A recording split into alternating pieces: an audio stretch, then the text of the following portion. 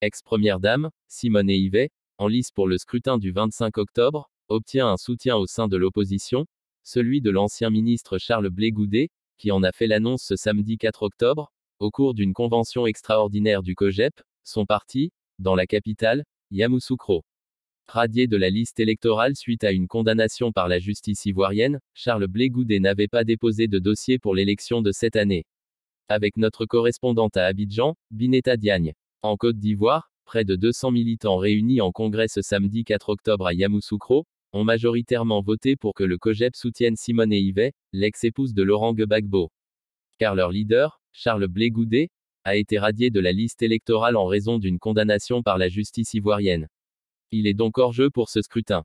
En septembre 2023, déjà, son parti avait choisi de ne pas participer aux élections municipales et régionales. Après avoir émis des doutes sur la liste électorale, Charles Blé Goudet demande aux militants de se mobiliser cette fois-ci pour voter.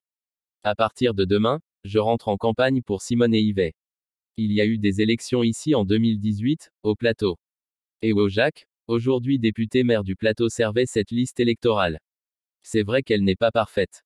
Mais, avec cette liste électorale, Jacques a été élu. Ce peuple-là a usé de la démocratie et moi je vous regarde, je vous dis, il y a 5 millions de voix qui sont là.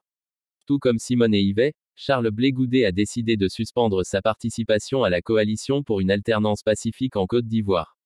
La CAP s'y créée il y a près d'un an, pour notamment obtenir un dialogue avec les autorités, afin de revoir le processus électoral.